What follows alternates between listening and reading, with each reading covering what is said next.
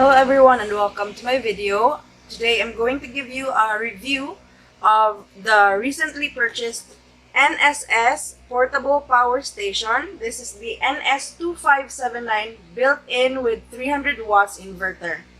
So this is how the inverter looks like. It's currently being charged right now. It has 80,000 mAh battery capacity. It has one piece of AC output and it also has 3 pieces DC 12 volts output. Okay, so this is being charged right now and this is where you put in the charging input.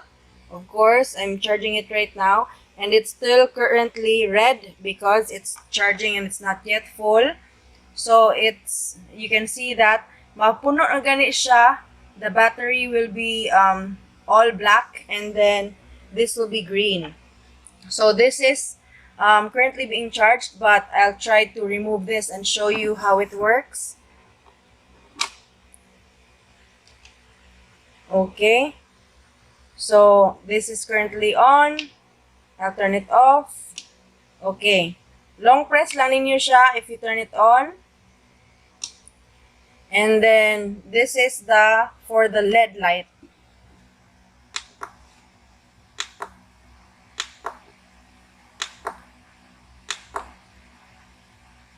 So daghan siya functionality na aslay steady, na blinking og na low. Okay? So again, that's the LED light and you have 12 volts 8A na tulo ka buok ka port, and this is for the chargers na 5 volts, 2.4A, QC 3.0, PD 45 watts. I'm not really sure about any of this. Basta sure ko na pwede siya sa cellphone or any gadget na mo-match sa ihang USB port. And then this is where you use the extension wire so that you can use the modem and the laptop together para i-on siya. And then it will produce that sound, but it's normal, mutingog siya gingana. Then on na ang iyang 300 watts na port. Okay, so it will show green. Ako naman siyang gitangtang, so it will show green if full na siya. So long press again to turn it off. So mao na siya ang NS2579 portable power station sa NSS. I got to try it for the first time yesterday because there was a power outage and we used the electric fan through the power station and we used it from 4:53 a.m. up until 8:26. So that's around 5, 6, 7, 8. So that's around 3 hours and 30 minutes of wall fan usage. The first time it arrived, so I charged it until it was full, and then afterwards, so after a few weeks, we then got the chance to try it out with a wall fan. So after using it with a wall fan, when the electricity was back, I charged it right away and waited for the power indicator to turn green. So it was already full. So I decided to use it with my Wi-Fi router or the modem and the laptop and decided to check whether it will really last one full shift using the power station alone. So I tested it out 7:55 a.m. today and it was working. So I plugged an extension wire so that I can use the modem together with the laptop because once again, there's only one AC output. So I had to use an extension wire. So after that, I used the modem, the Wi-Fi modem, and also the HP laptop together with it. We started using it at 7:55 a.m. and it turned off at 4:20. So that's around 8, 9, 10, 11, 12, 1, 2, 3, 4, 20. So that's around 8 hours and 20 seconds. Sakto ba? 8, 9, 10, 11, 12, 1, 2, 3, 4. Yeah, 8 hours and 20 minutes. So, as my review, 8 hours and 20 minutes ang pinakadugay niya na usage for the laptop and the Wi-Fi all together without any other gadgets being charged. So for me, it's a really good deal. I bought it for around 7,000 pesos because I did not choose the one with the solar panel, because if you buy it from the Shopee link that I'll be providing in the description area, you can buy it together with a solar panel. But it's more expensive if you buy it with the solar panel. So I did not choose that because I was on a budget. So I just made sure I was able to buy the 300 watts inverter, the portable power station from NSS. So if you're interested in buying this, I will provide the link in the description area. And by the way, this was not included in their manual, but I asked the Shopee, I asked the seller, if you were able to use the AC output if naka-charge siya.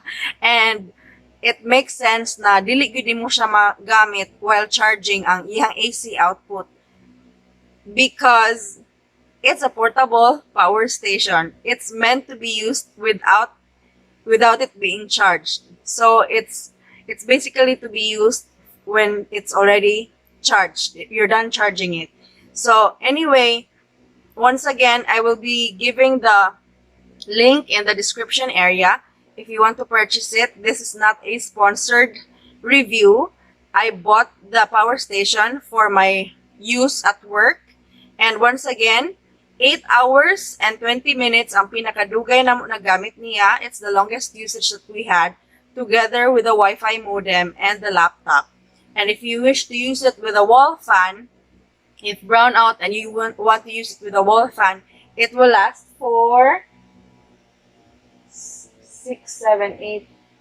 3 hours and 30 minutes. So mauna, basing on my experience. So thank you so much for watching this video. If you have questions about the power station, by the way, I wasn't able to read the features niya. I will read it to you now. Optional solar panel, which you can buy from the Shopee shop. Built-in 300 watts inverter. AC peak power output of 600 watts. Waveform is pure sine wave. Battery is 80,000 mAh lithium battery. One piece AC output universal. One piece USB output 5 volts 2.4A. One piece USB output QC 3.0. One piece output PD 45 watts. 3 pieces DC bulbs jack 12 volts 8A. LCD display and LED light. So it has a flashlight, by the way. I'll show you in a video. I'll just edit it and put it on top of this video I'm speaking at right now. And solar charging, 6 to 15 hours. So if you buy the solar panel and use it to charge the power station, you will charge it within 6 to 15 hours. Charging by AC or alternative current through the outlet at your house, it will be 6 to 7 hours charging. Load is 3 pieces, LED light, fan, TV, computer. So, depending on what you want to use the power station with, pwede mo magdungan o gamit sa LED light niya, together with the fan, together with TV. But then again, I haven't tried those equipments yet using the power station. So, unit size is 210 by 160 by 200 mm. And then the accessories, one piece adapter charger and one piece manual. And this is made in China. Okay? So, once again, if you have any questions, feel free to leave them in the comment section. Sorry for the background noise because I'm recording this and the window is open and there's construction ongoing in the neighbor's house and the fan is also on because my son is sleeping. But thank you so much for watching this video. If you have any questions, leave them in the comment section or give me a chat in my page. And once again, thank you so much for watching this video. I hope to see you in my next vlog. Bye guys!